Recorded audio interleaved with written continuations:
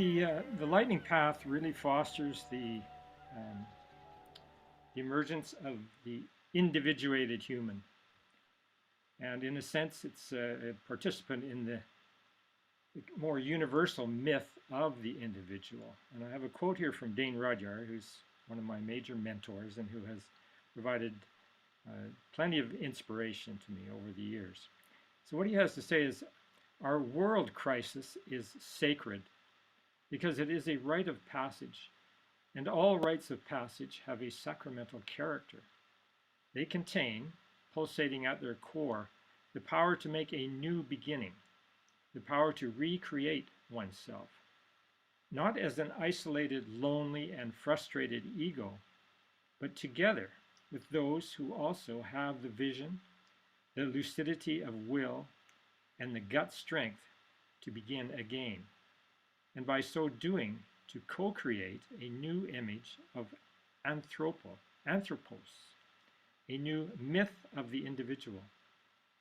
This great myth is central to the development of mankind, at least for the last 25 centuries. Every human advance, every new faculty human beings have developed, every spiritual realization, every truly heroic and creative act or pronouncement has revolved around and contributed positively or negatively to form the myth of the individual. Everything revolves around the meaning we give to the individual.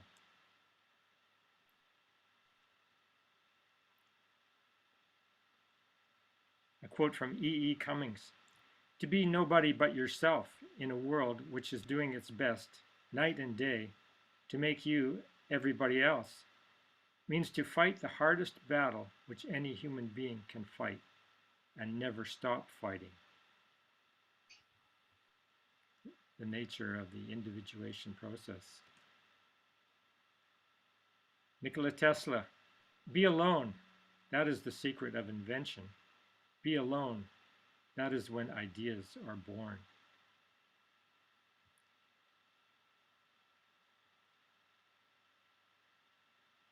So with the lightning path, we're also engaged with the myth of the feathered serpent. And my last couple of presentations have really brought that feathered serpent presence forward.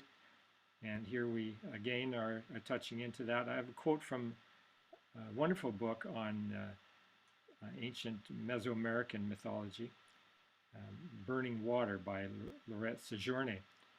A quote: "What makes Feathered Serpent a king is his determination to alter the course of his existence, to initiate a journey to which he is forced only by inner necessity.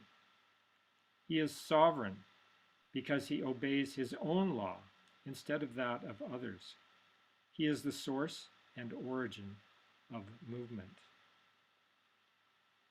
So Feathered Serpent is an overlighting presence on the whole of this lightning path phenomenon.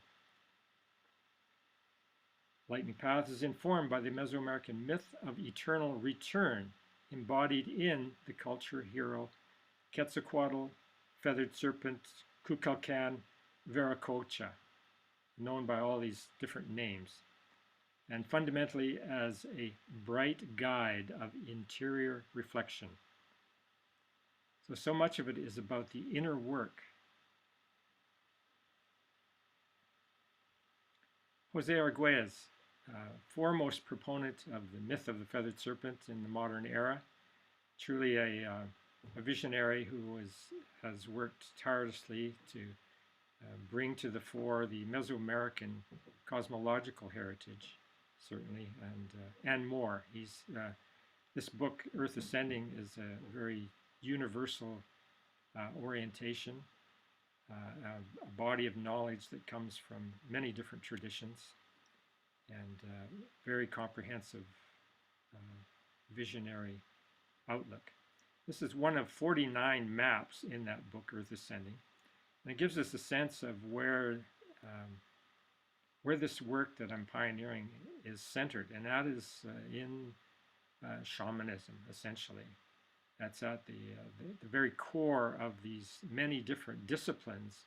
We have the shamanic individual who is basing his or her life on their vision of the future, and integrating from all different disciplines.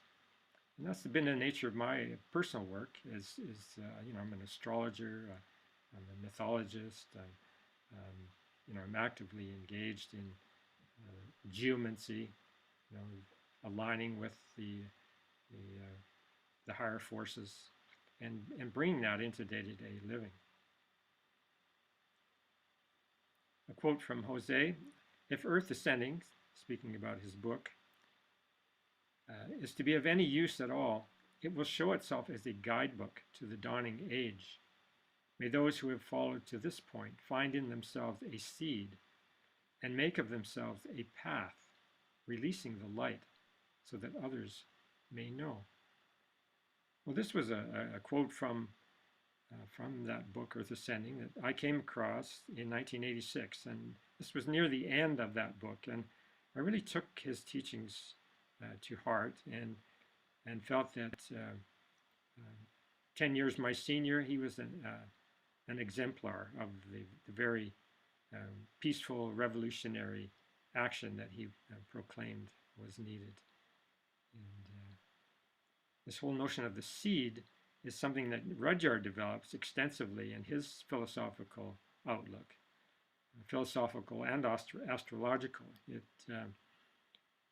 is an archetype that is universal in nature, and which encompasses all of the factors of consciousness that I've been dealing with.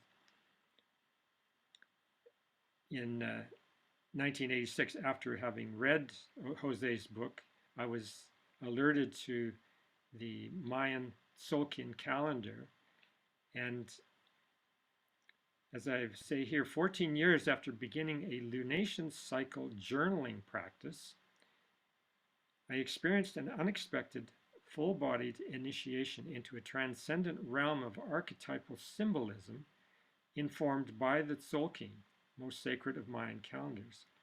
This experience put me into direct resonance with the 84-year orbit of Uranus around the sun.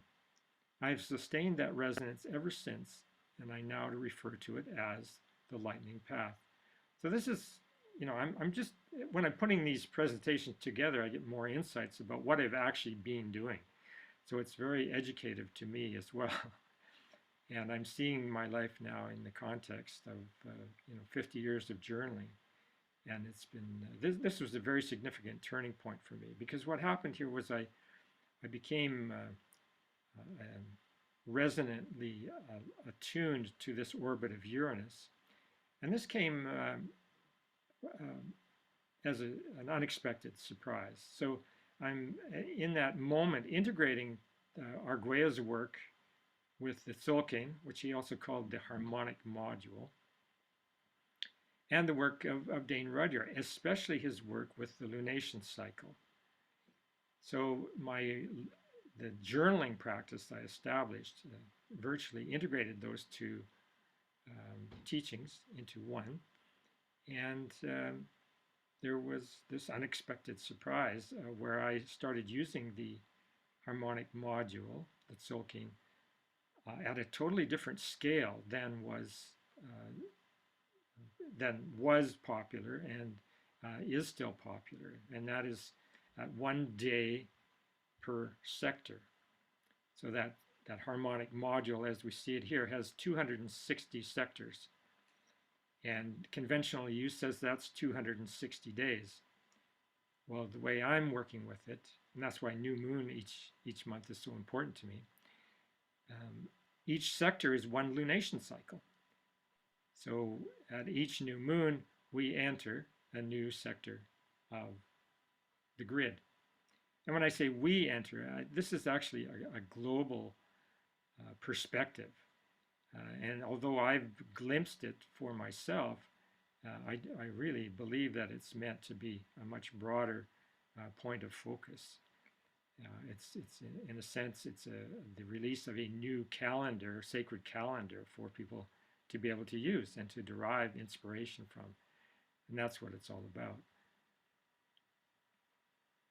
So in that first realization, that entering into the 84-year Uranian cycle, I was at the very most primordial point in the journey, which was the one Imish, as it's called. And this is, keywords that come up for one Imish, based on the Mayan Tzolk'in: freshness and openness to experience, consciousness looking for opportunity, a clear path, the phoenix rising from the ashes, adventure, finishing assignments. We also have dragon, alligator, primal trust, source of life, primordial mother, physical protection, undivided primal waters, divine nurturance and support. So this is the constellation of keywords that kind of point to the quality of experience available specifically at that new moon point. And for me, the notion of a clear path, it was absolutely clear to me at the time of entry into this whole journey that a choice had to be made, and there was no looking back. It was really clear that I had to go ahead with this. Basically committed initially to a 21-year journey, because it would take 21 years to go through all 260 moon cycles, and I've done that and more, and it's been an incredible journey. So the astronomical context of my discovery is the 84-year cycle of Uranus around the Sun.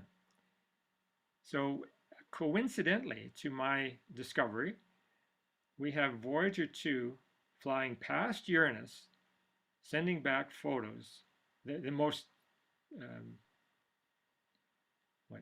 that was the closest pass of a satellite to Uranus that humanity had experienced. And so those new images coming back, we're feeding the collective consciousness at the same time that I'm getting this inner realization of this connection to the orbit of Uranus and to the Tzolk'in calendar. So it's a very resonant time on all levels.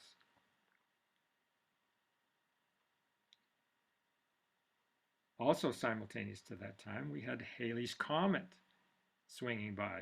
In fact, it was at its closest point, February 6, 1986. So that's just a month before I had my visionary encounter with the Tzolk'in.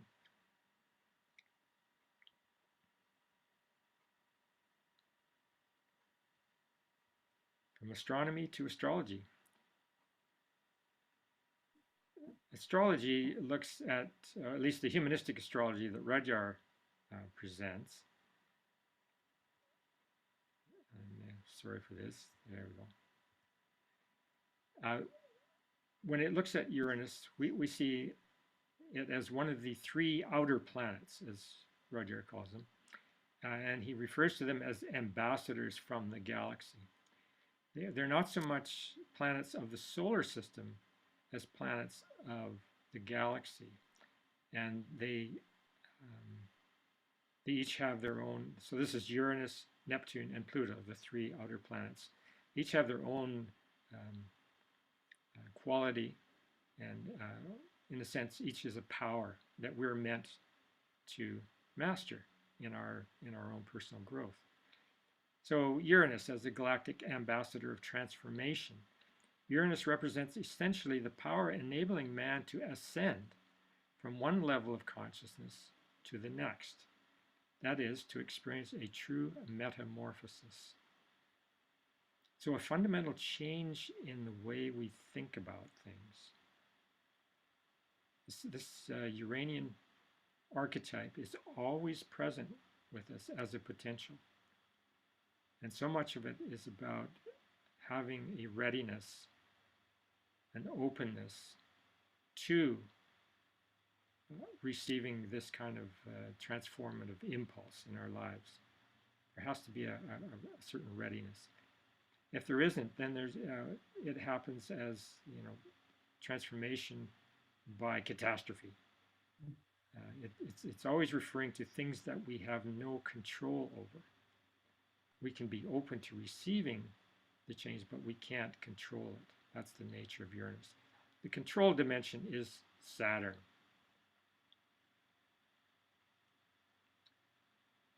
So when we look astrologically at this whole process of transformation of consciousness, we have here, the inner planets from the Sun outward to Saturn. We can associate with the ego. Those three outer planets are, in the terminology I've been working with, we consider it to be the essence realm. Now, bridging the two realms is the newly discovered, 1976, I believe, newly discovered planet Chiron. And Chiron, as referred to by Barbara Clow, who's a real proponent of Chiron, is the rainbow bridge between the inner and outer planets.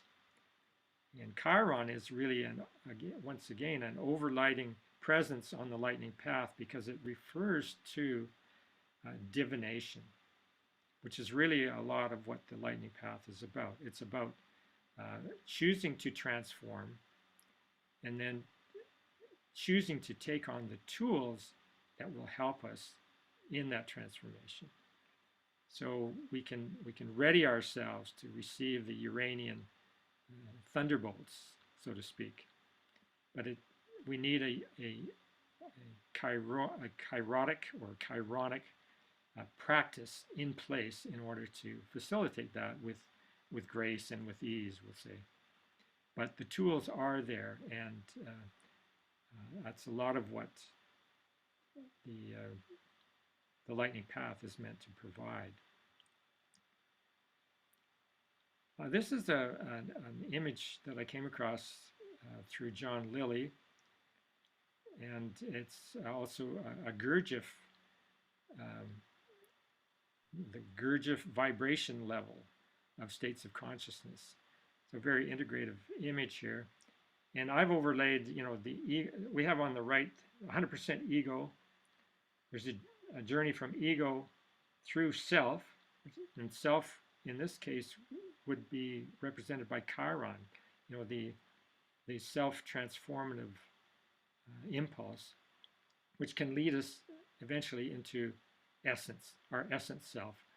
And that's where Uranus kicks in, because Uranus is part of that process of bringing about our arrival at our essence.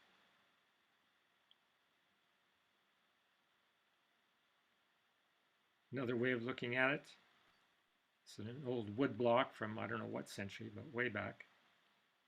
So the realm of Saturn, everything within the big bubble, from the Sun out to Saturn.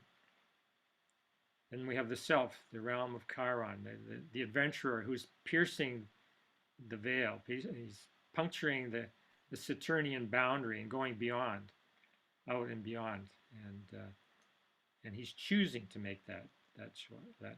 He's an adventurer. He's going for essence.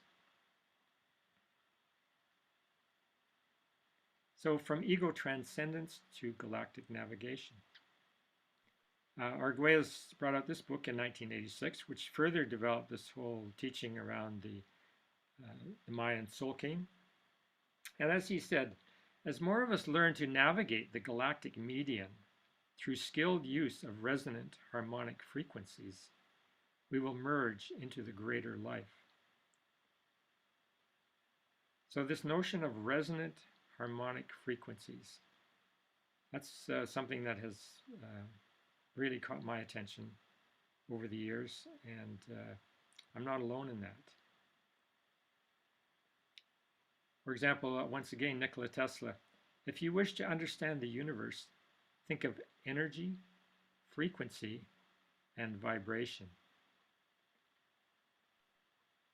Tesla was way outside the box in his research and his discoveries of sources of energy, free energy, and so on. And I really think that his his work is it's certainly yet to come to the forefront of modern science, but people are discovering his fundamental teachings and discoveries, and we're in for more.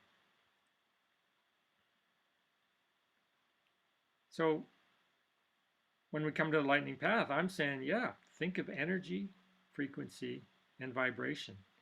And the more we get on track with the dolphins and the whales, this whole notion comes to the fore. Like, this is really a valid orientation as far as I'm concerned. You know, that by working consciously with energy, with frequencies, with vibrations, we can, in fact, bridge the gap between our species and other species. That there's emerging technology. I know of people now using frequency devices that are very aligned with the way dolphins work and whales work with their frequency modulation apparatus, which is built in. So there's a lot of work worldwide going on. People healing or being healed by dolphin frequencies. It's really an exciting area of exploration and discovery. So the lightning path, we've got a steady state frequency realm at the base of this diagram. That would be your lunation cycles over and over and over and over. There I was, March 3rd, 1986, entering this frequency range of the 84 year of Uranus. And the journey continues.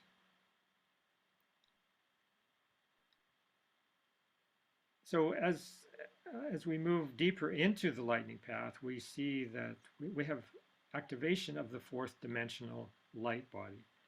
This is really where the work starts to flower in a way that is aligned with the kind of the outer reaches of human endeavor at this point. And once again, Arguelles, while the foundation of our light body corresponds to the vibratory infrastructure of the DNA, it can only be activated through a knowing use of symbols. So we're now seeing the harmonic module, the Tzolk'in, as a source of symbology that can, in fact, help us ignite this fourth dimensional light body. This is a very real phenomenon that requires intense concentration and absorption. And symbols that we've been using consciously in our group meetings, these are symbols that can help us open the door to this realm. So just to quickly run through all 20 hieroglyphs, they're grouped into a group of three, essentially. So we have, first of all, the development of the primary being. So from the initial Imish, source of life, we have the development of the human, and the fulfillment of the primary comes in 7 manic. Keywords: hand, grasping, closure. So we're starting to get a closure on a physical body, and that's the basis for moving into development of a higher being. And there's a generative stage to that. This goes from Lamat through to Ish. And by the time we get to Ish,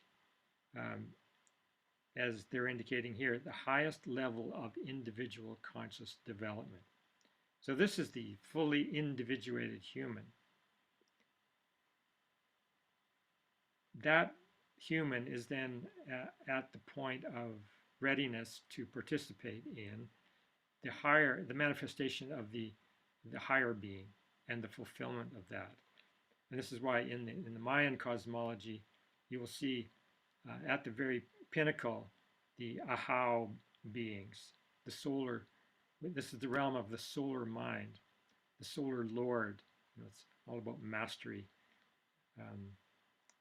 wisdom, knowledge. This is the realm of the saints, people who have completely mastered their life and are there as exemplars. So where are we now in the flow of lunations? Well, we come to 11, and where the yellow marker is, there's the number 11 is behind the marker, and down at the bottom we key to Ben, which is the pillars of heaven and earth. Now, before we just jump into that, I just want to bring forward from another mythological tradition, and that is the Roman mythology. There's a character known as Janus. And our new moon moment is a Janus moment. So new moon, on the lightning path, new moon is an eternally recurring Janus moment, enabling us to consciously enter the flow mapped by the harmonic module. So Janus here, the image indicates the elder on the right with the open book of knowledge, the consolidation of a teaching, whatever, into that book. And he's back to back with the youthful individual here who's completely oriented to the future. The book resides there. It's yet to be opened. It's yet to be integrated into that person's being. And this is where we come to each month at new moon. We have a looking back to what has transpired over the course of the lunation, and we look forward to the upcoming lunation, and we make our preparations, we set our intentions, and so on. And if we're wanting to use the inspiration of the symbolism of the sacred calendar here, then now is the time to ingest the teachings around that particular hieroglyph and number and take it from there.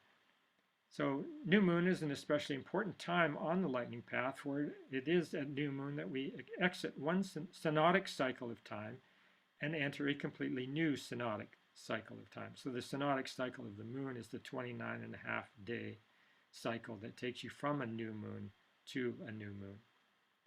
In the mythological tradition of ancient Rome, an archetypal figure very resonant with our new moon moment on the lightning path, that figure is Janus, Roman god of transitions and dualities.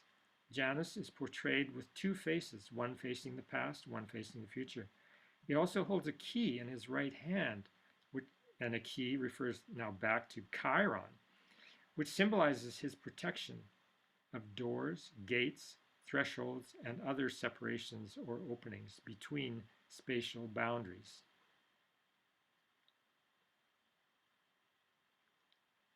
So for us now, looking back into this lunation cycle that we're just now completing,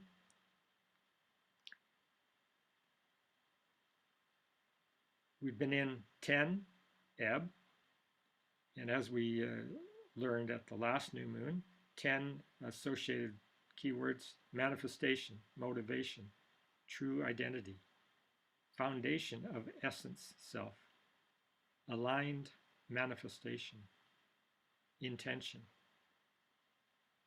So those qualities combined with ebb, abundance, harvest, chalice, emptiness, open vessel, quickening. Now, we looked at that at new moon.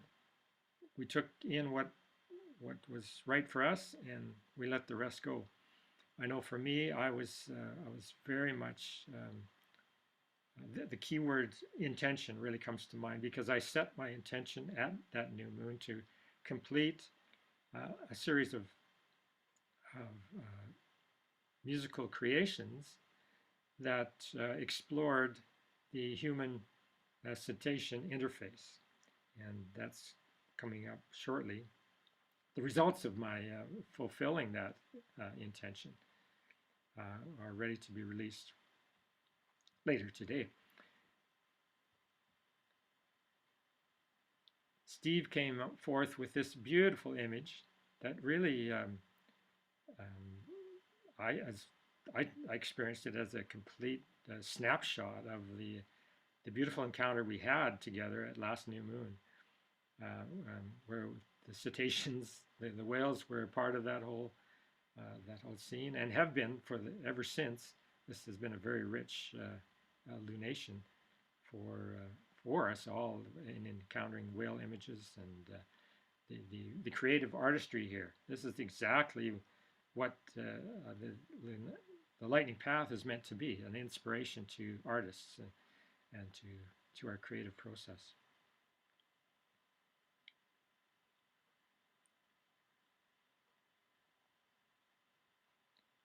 Just a little connection I made along the way. This on the left is an image from the pyramid at Tula in Mexico. I've actually experienced that site myself. And when I saw Steve's painting, I immediately had a resonant connection back to these Atlanti figures, they call them, at Tula. So, and as we've experienced over this last month, there's been images of the whales supposedly sleeping in group formation, very much as these characters are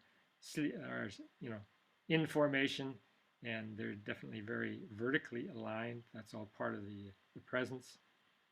And I think this alignment factor is very significant, and we'll be exploring that more in the future.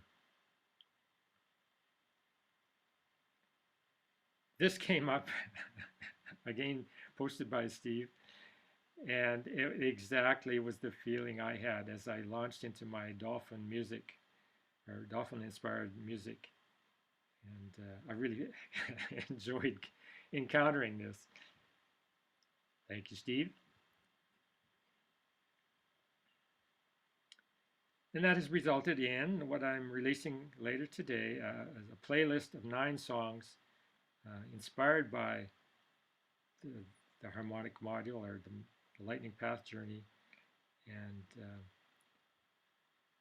yeah, it's been really an interesting encounter and very fulfilling to me personally.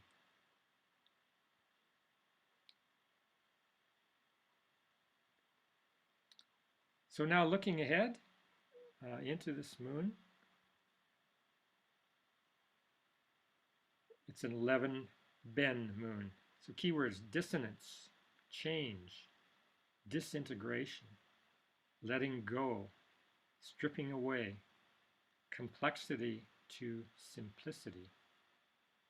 We have Skywalker, angelic messenger, pillars of heaven, courage, new directions, fluid reference points, time-space traveler, mysterious journey.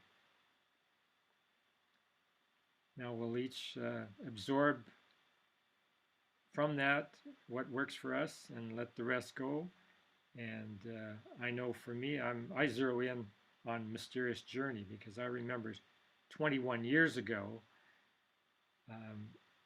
during this same moon cycle, according to the fractal nature of this whole journey, we were in an 11 Ben moon, and I made with friends Anne Mortifee and company a mysterious journey to New York City just after 9/11, within the first 10 days.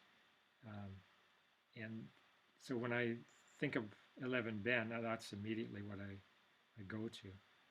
So now as I look ahead into this moon, I'm really curious. I'm open. Perhaps another mysterious journey is on the horizon. I don't know, but I stand ready. One of Barbara's beautiful images for Ben And we have, as I say, Skywalker, angelic messenger, pillars of heaven, courage, new directions, fluid reference points, time space traveler, mysterious journey. Joanne, who is usually with us in these calls, is off on a mysterious journey into the Kootenays on a yoga retreat at the Yushadra ashram on Kootenay Lake. And she wanted to let us know that she really feels aligned and that it's exactly right for her to be on this journey at this time. So, and at high noon here in a couple of hours, I'll be facilitating a launch party for the new music I've created. And I think most of you have that link already. If you want to join, I'll be making it available if you don't have it yet. So we're underway.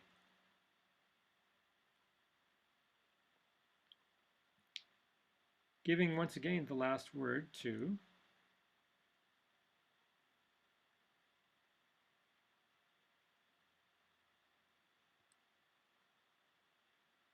Dwayne Rourke. On the lightning path, the new moon prior to one's birth is a primordial reference point that integrates a vast spiritual birthright made accessible through a divinatory reading of symbols. So it's new to have the whales enter this imagery that I've created around the astrological symbolism of the lightning path. But there they are. They're a part of this journey, which is kind of unexpected, but I certainly am enjoying the participation, and I hope you do too. So that would be it for this portion.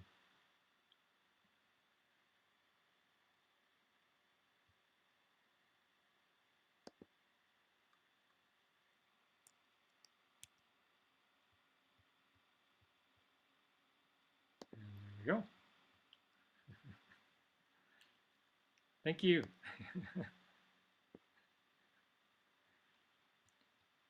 Is everybody unmuted so we can have a conversation? Good. Yeah.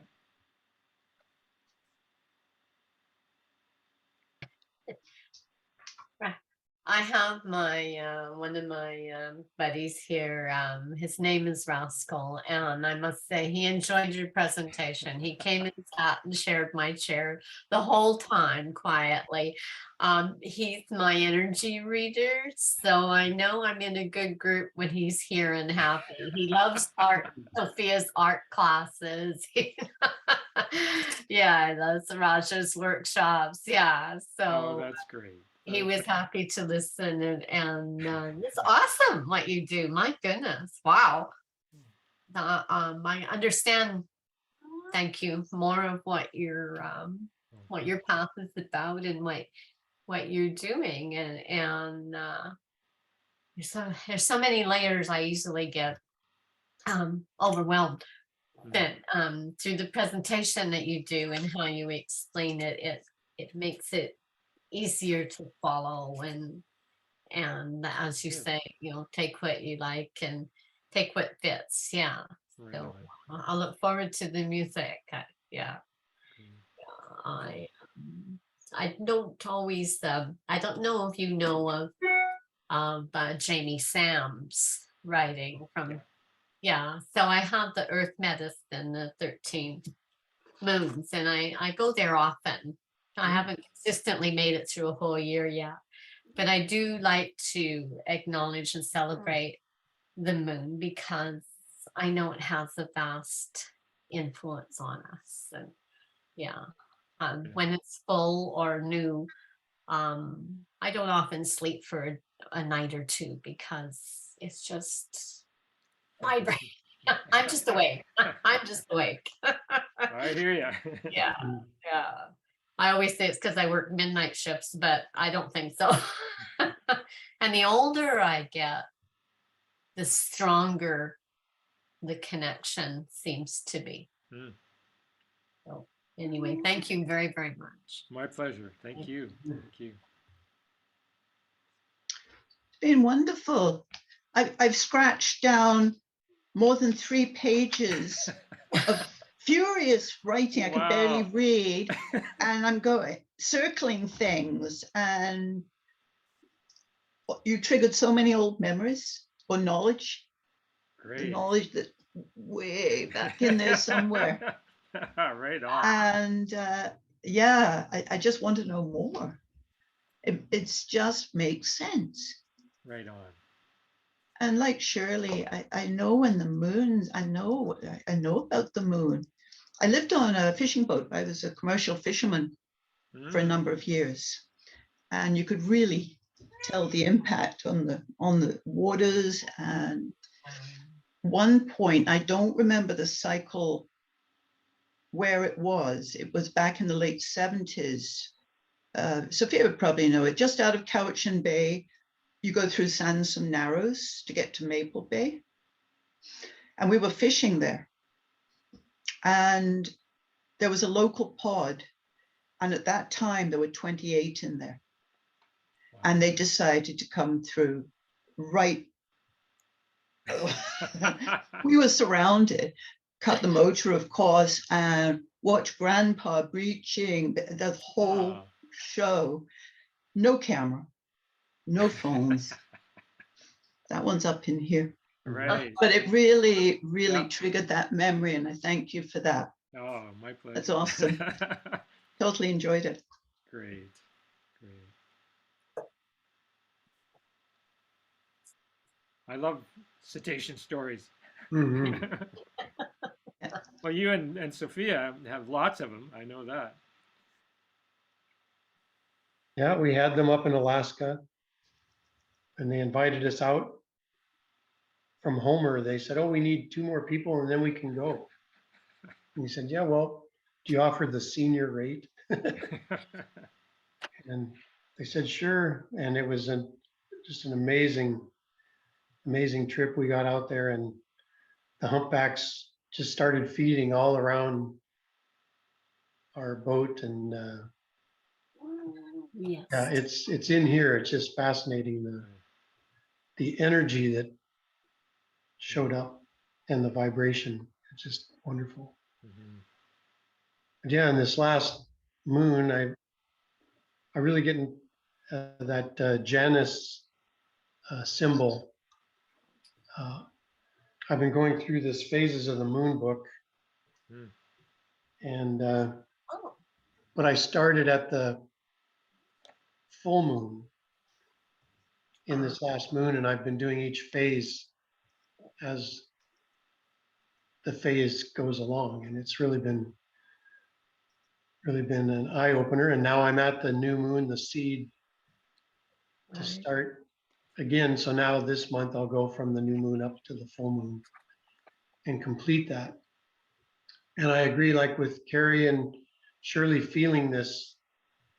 To me, in astrology, yeah, the moon is this closest one, and it moves so quickly. And that's where I say, yeah, I feel those vibrations. I feel like Yeah. those outer ones, Uranus and Neptune, and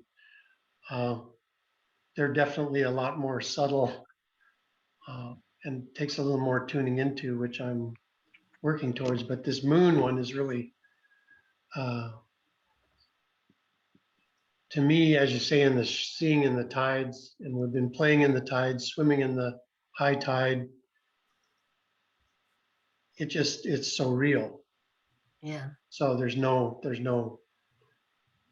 question that this all is real. Mm.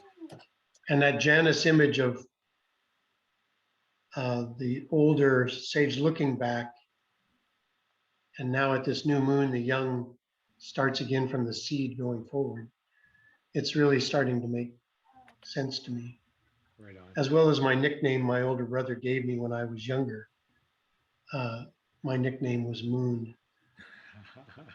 And he said, I said, why do you call me Moon? He said, well, when you stand out in center field playing baseball, all you're doing is staring up at the moon. And my mom would counteract and say, no, no, no. It's because your face is so round. So That's I'm really connecting to my moon. right on. Well, on that note, and you're connecting to the phase of the moon you were born at as well. I've been wanting to let you know, in case you don't, that there's an app you can get for iPhone called Phase Day, and it actually will give you. Well, I guess you can't see that. I can't see it. Oh. But Phase it'll calculate, and once you've entered your data, it'll tell you exactly when your lunation birthday is each month. So for those who maybe don't know, the lunation birthday is the phase of the moon you were born at. It's Yeah, I've really already calculated that. it's like the most precise integration of sun and moon that we have. And it's really a very, very powerful point to become aware of and to work with month by month, anticipating, you know, that you're coming into your phase day, and it's yeah, it's a great little tool, and it's free. Oh, thank you. I think it is only available for iOS, however. Yeah, I did it the old-fashioned way with paper and pencil. Yeah, yeah, been there, done that. Yep. I was so glad. I was into astrology before computers came along with it, but once they arrived on the scene, it was like, oh my God, I'm so glad. It was laborious.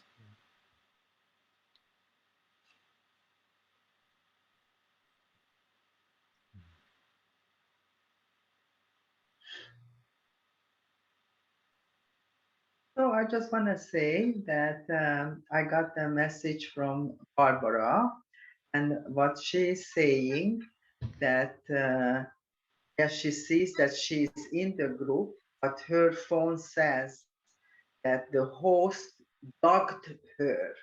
So the whole something happened. So you need to look at that how you can unblock her when she wants to log into the group. So it's not that she's out of the group, she's in the group, but she's blocked. Like that's the word what is coming up. And I kind of chatted this for a little bit, and I said, don't worry, it's getting recorded, so she will have an opportunity to look at it. And so we said, okay, have a good weekend and see you next new moon. So Right. she's actually painting, so she's happy good. there. Good. And yeah, so it is all good. And I just want to say that I am in awe about synchronicity, because I was in another group on this Wednesday, and there was a lady who was purchasing a standing gong, and the gong is tuned to Chiron. And I thought, okay, I know that little bit about Chiron. Right. And now you are showing that Chiron is between the outer planets and the inner planets. So I said, oh, obviously Chiron is coming towards me and towards the group. It's on my list that I want to look up to learn more about Chiron. And now you kind of giving me the position and the self. So Oh, that's it's great. synchronicity happening constantly. So I thank love you, it. thank you. Oh, my Yeah. pleasure. That's great. Yeah, the wounded healer. That's how much I know about it, and I think I'm gonna kind of dive into it a little bit more. So thank you. Yeah. That's great. I highly recommend Barbara Clow's book on Chiron, Okay. Rainbow Bridge Between the Inner and Outer Planets, she calls it. Yeah. Yeah, it's It really, resonates. The rainbow bridges resonates right away. Yeah. yeah, a great image to work with Yes. artistically. You know. Yes. Indeed. Yeah. And another synchronicity I feel that how you talk about the symbols. I am teaching an art class in September, and when I was thinking what is going to be taught, and the title came Symbols and Colors. So it's gonna be 8 weeks, and each week we're gonna explore a different symbol. So I am very much resonating with the symbology and the symbols of the Mayans and the other type of symbols. And I really feel a very deep resonation between the universe, us, and the symbols. It's kind of a language. So Right it's on. very cool. Yeah, thank you. Oh, good. Mhm. We know what we have to look forward to now. So Ah, can put things together. Yeah. I was just remembering this was decades ago when I actually lived on Vancouver Island. And I remember being at the Tawasin ferry site, and there was a fellow there busking, and he'd made some recordings of music around the calls of the dolphins. oh, beautiful. And yeah, it's beautiful music. He was really gifted to have heard their song and put it in sound. And I still have that tape somewhere. I think it inspired me to pull it out and listen to it. Because Oh, the story, the dolphin that I put in the middle of my artwork, I got dolphin and whale mixed up. But dolphin is Mana's breathing, and according to the medicine cards, after dolphin learned to breathe the rhythm of the ocean, it kind of went, so now what? And whale being the record keeper, your whales are record keepers of where we're going and what we do. Reminded dolphin that with breath it could travel anywhere in any dimension just by changing its focus. So I was like, okay, now I know I put dolphin in the middle there and trying to do some breath work. So, and I'm sure that moon, I always do a little ritual around the moon. So, I'll be doing a circle tonight and talking to moons. So, yeah, nice. I'll be doing breathing with that too. I mix a number of traditions together. So, whatever suits and whatever is okay with the universe, that's fine with me. So, yeah. Nice. I was remembering that recording when you talked about music. I see guitars behind you. So yeah, I look forward to hearing your sounds. Well, it's been a really enjoyable venture. It's not the first time I've composed music that kind of, I think, when I'm in the process, it's like painting. And I'm trying to evoke a certain feeling, and I'll hear the music before I've created it. And the technology we have at our disposal, the GarageBand on the Mac, I can record music. I can record my own songs, whatever. I've got several thousand loops I can incorporate. I can pull a loop out, and if it resonates with what I'm already hearing, boom, I can put it into the project. Or if there's a sound that I haven't encountered in the loops, but it's still out there, I can work ways to create that sound, and then weave it in, and I'm working on a timeline. So you end up, the visual component or the visual faculty is the big part of the process, because I'm actually seeing patterns in front of me, and it's by adjusting them and raising and lowering frequencies, coming into some kind of composition. It's really an interesting process, and I just love it. And so I'm with this particular version, this is my stepping into a whole new creative domain. So I'm really looking forward to doing more, and I'm always on the search for the sound of the dolphin, recorded sound, so that I can weave that in, because that really is what I'm attempting to do, is to become more familiar with the sounds that they make, because ultimately I'd love to be in a place of actually having a one-to-one with with them. Like let's really explore this interface, you know. Yeah, they are such benevolent beings, and to you know, to work our way into communicating directly with them, it would be just But we can, what? Yeah, we can directly speak with them at any time. I took some training as an animal communicator, Hmm. animal communications. And yes, we've spoken with whales, we spoke distance and normal, and the cats and I talk quite often. Not often enough for them. They keep telling me I forget how to speak with them. But it is a matter of just a simple meditations and exactly like we're doing, we're all practicing that creativity by, and creativity, being immersed in our creativity is actually the key to learning to communicate, because that creativity opens our senses, right?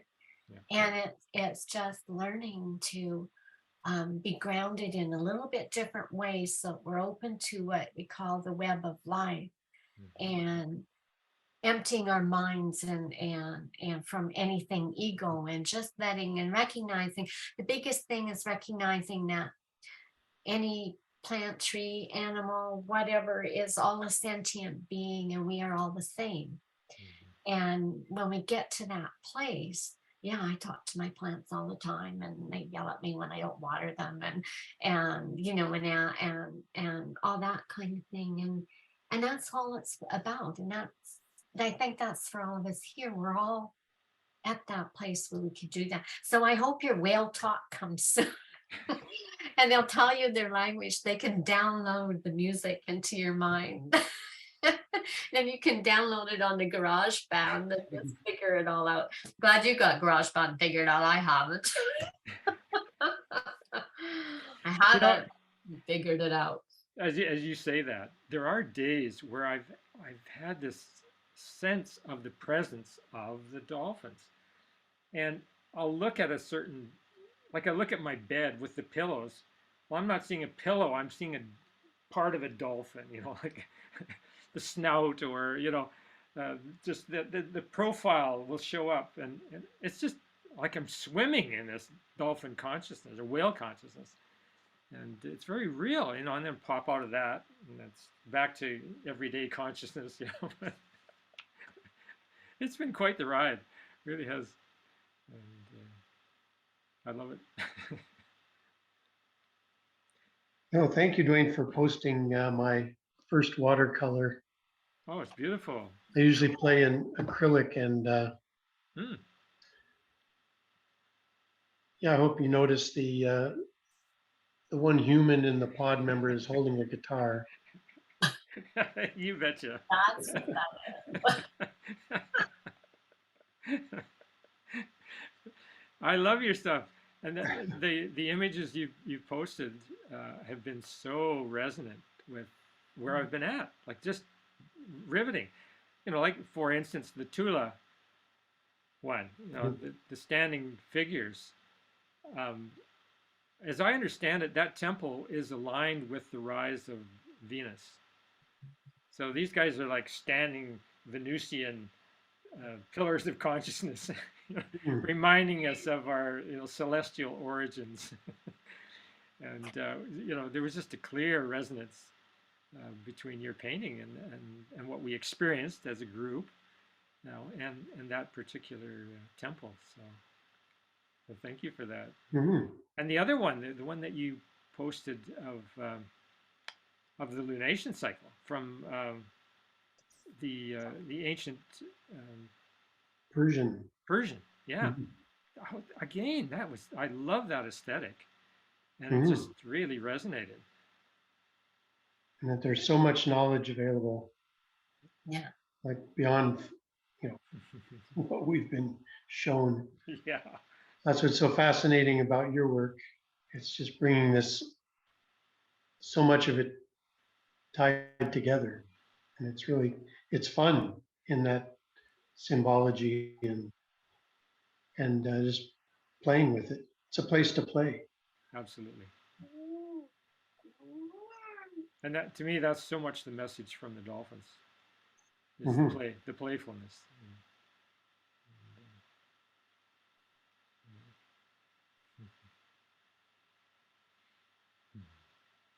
What was it? The full moon, the last full moon. We went down to the beach where we swim and watched it come up. And then it was dark. And then we looked, we go, oh, look, a sea lion. Its head pops up. And suddenly it's getting closer and closer to the shore. Going, wow, it's really close. It's going to come up. And then it rises up out of the water. And it's a woman who's been swimming out in the dark, Wow. came out and walked up, and her towel was on the log right in front of us. She walks up. And I said, wow, we thought you were a sea lion. And she says, well, I'm just amazed. This water is just so warm and beautiful. And she was just, ecstatic about swimming in the full moon and Oh, yeah. out in the deep, dark water. And Wow. it was like the illusion, and the human rose out of or the cetacean rose out of the water and became human. It's really fun. Wow. Nice one. Isn't there one of the myths of the island nations that that's how humans came to be? They rose out of the water. I think I don't I may have remember. heard some version of that. Yeah, you saw it happening. Mhm. Hmm. And then the other thing, there was a male. He was in the dark, and down it was coming to full high tide, and he grabs this. He's pushing this log against the tide, against these waves, and the waves suddenly picked up, and it was like it's really pushing the high tide coming in. And he's pushing against the tide right at that time with this log. Well, what is he doing? And it's dark, and you just see kind of his image. And then the logs, and then he walks down the beach a little bit, and then he walks back with another piece of wood.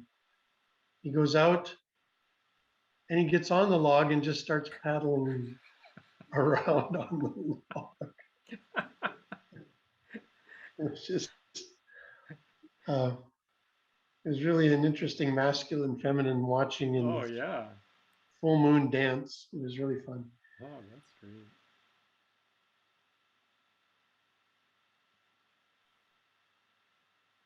And what is it, the algae when they fluoresce? Oh, the phosphorescence. Phosphorescence. Mhm. Oh man, that just takes me. Mhm. Swimming through it, and and all the billions of sparkles. Oh, yeah. Oh man. That's taking me back to when Sophia and I went to Bali, and we had a local driver who they said, we'll drive you wherever you want to go for the 5 weeks you're here. So he took us up to the north and the Black Beach, and it was at night. And we walked out in this unknown into the dark, the black sand, the black water, and we go into the water and move our hands, and all of a sudden it's phosphorescent. Wow. We're just playing and dancing in that phosphorescence. It's just so much fun. Yeah. Yeah, that's quite a memory.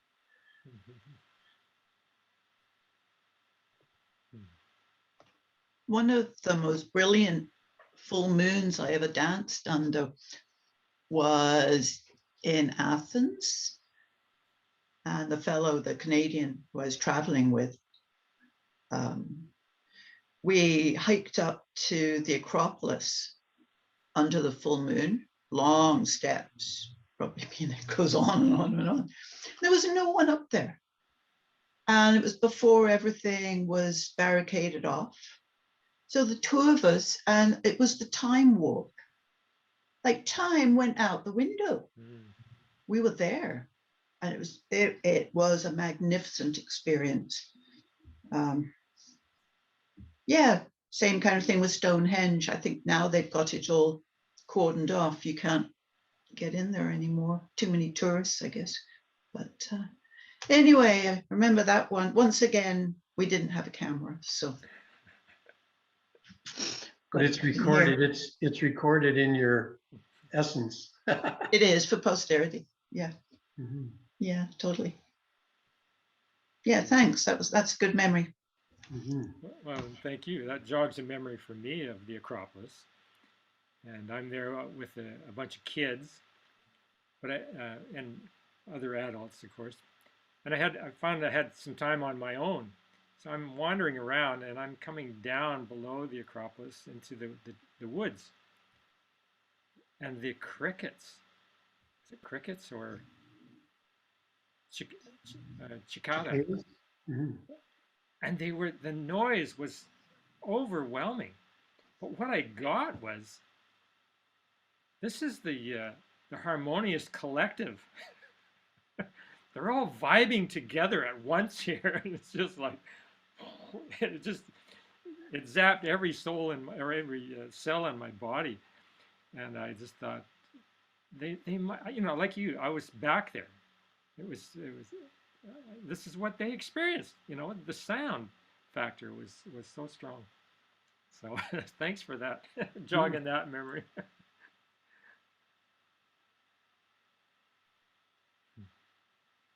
Oh yeah, the Janus looking back Hmm. and now taking it forward.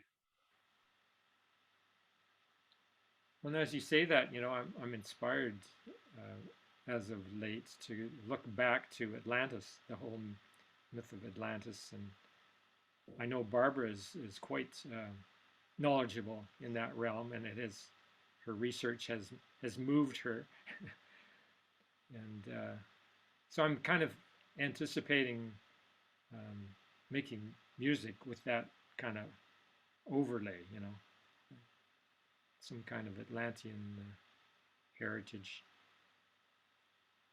And, yeah, we'll see. What time does your party start? 12 o'clock Pacific Daylight. So, Okay.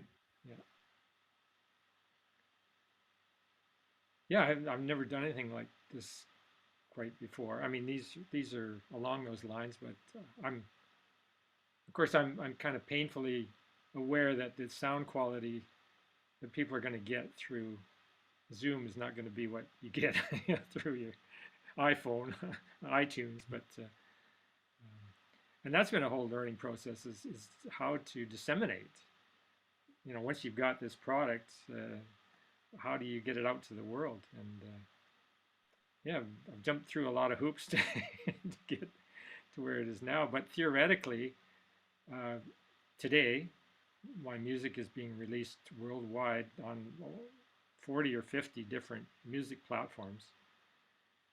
But it makes me aware, like, there are millions of songs out there. Mhm. And what I realized was this music doesn't fit into your categories that they offer. I said, this is experimental interspecies, and there's no option for experimental interspecies. Right. There's So a that cetacean genre. yeah, there's got to be something a little closer than what they seem to have offered so far. But just playing with it all, and yeah, just loving it. I did a set of music, which is out there, uh, where I had an encounter with coyotes, an extended encounter. I was camped out in the wilds, and I had my recorder, and sure enough, this whole group, like a whole family of coyotes, they would come back night after night, and I got tons of recordings. And then I felt like, well, I want to create some music in resonance with their songs, you know, with their howling. And so I call it Dances with Coyotes. Mm. And it's on my SoundCloud channel. If you want to listen, you know, check out SoundCloud. But, Yeah, we had them in the Southwest when we lived there, but there's no coyotes on the island. oh, you sure of that? Yeah. Yeah. You got wolves, but not. There's wolves. Yeah. Maybe they Yeah. keep the coyotes at bay. Yeah. Yeah. We saw a wolf this spring, Yeah, I remember you saying. and you being used to seeing the coyotes, you know, off the highway and how skittish they are and looking backwards Yeah. and but to say no, that's not a coyote, but to see that that was a wolf and how just confident and sure and walking with, yeah, this is my place. And it was just, that was just fascinating to feel that difference. Very confident. Yeah, the beauty of communicating with the animals, as Shirley says, just I recently heard about, so when we go for a walk and we come across the deer, we stop for a moment and just start talking to them. It's another place to play. Mm-hmm.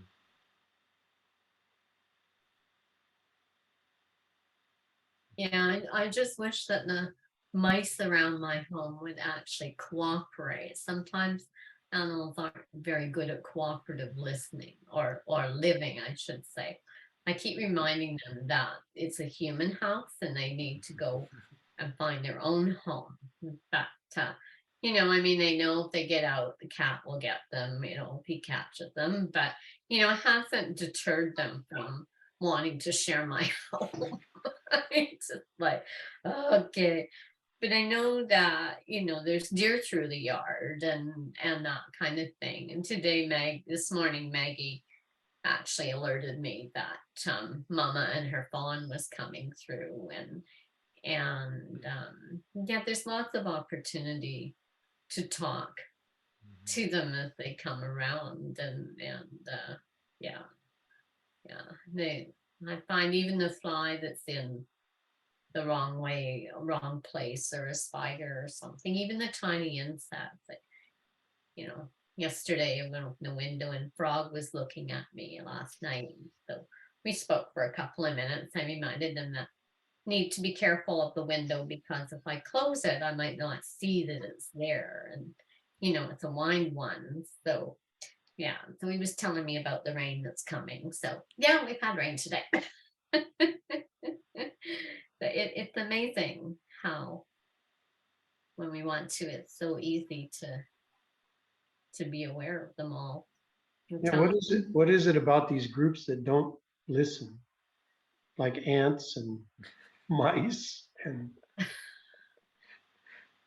mosquitoes. Yeah, I don't know. Maybe they did at one time. Sometimes, sometimes particularly insect, but sometimes an animal will come along when it knows that it wants to move on to its next time. And so, I mean, there's that agreement. We had a mouse that did not want to move on, and for the life of us, we couldn't catch it. And it wasn't till it agreed that it was going to move on to its next life that we were actually managed to catch it. As same with the fly, even with the cats chasing the fly, they have an agreement. Yeah, you can help me move on, or no, you can't. And sometimes I've learned even animals that will run across the road in front of you when you're driving, sometimes their life isn't where they want it to be, and they're willing to take the chance that they will have a quick death. And other times they just yeah, you have your free will, I have my free will, and I'm gonna live mine and you live yours. Oh well, you know, Free we'll will. compensate as best we can. And fascinating.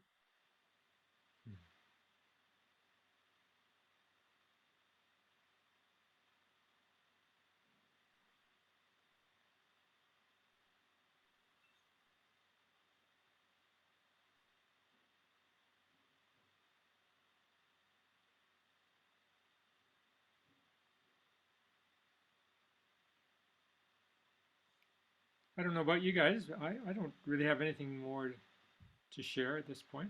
Maybe Yeah, you can prepare for your party. I would appreciate a little extra time, actually. Yeah, and it was very insightful, and yeah, like your presentation makes it just clearer, more clear. Hmm. Yeah, it's really well done. Thank you. Well, Thank you. Yeah. Thank thank you. Thank you. Great, I have guys. something more to learn and practice. Don't we all? Yeah, thanks for Yeah. joining. Thanks for joining our pod. Yeah, it's been a real pleasure. Thank you so much Yeah. for showing up. Yeah. Mm. No, I lo- yeah. I was a little bit concerned how is it gonna happen, but I'm so happy that you guys came and the Zoom worked out, and yeah, so I'm looking forward to listen to the music. I guess there will be to it. I gather Link. link for the 12 o'clock or Oh, on that, yeah, I posted it on the oh, it's already in. Okay, no, but here, where's the Where do we find it? where do we find it? That's my question. Yeah. oh, okay, there's the purchase. I posted that on the chat.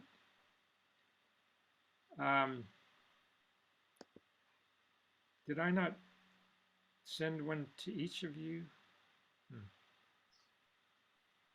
I can't check yet. Let me just go.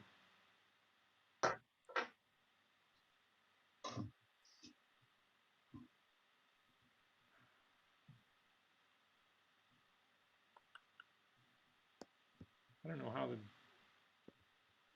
If I post it here, does that help you guys? You can Yeah, in the chat. Yeah, take it off the chat. Yeah. yeah, yeah. Chat would work. Yeah. For Like the messenger chat? my messenger chat. Yeah. Yeah. It's just the photo.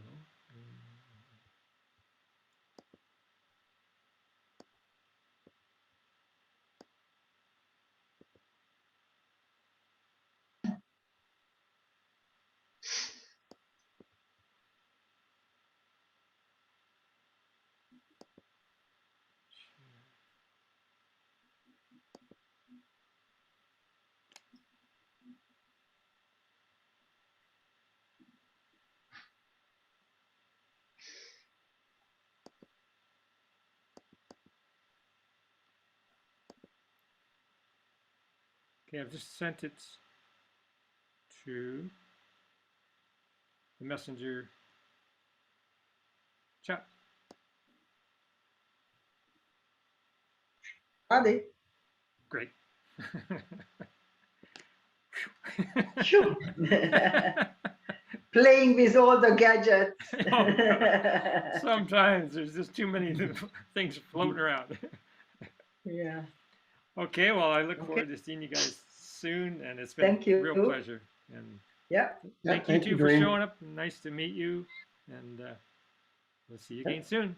See you next new moon for sure. Yeah. Thank you, First. pod. Great. Good to meet you. Yeah. Bye-bye. Bye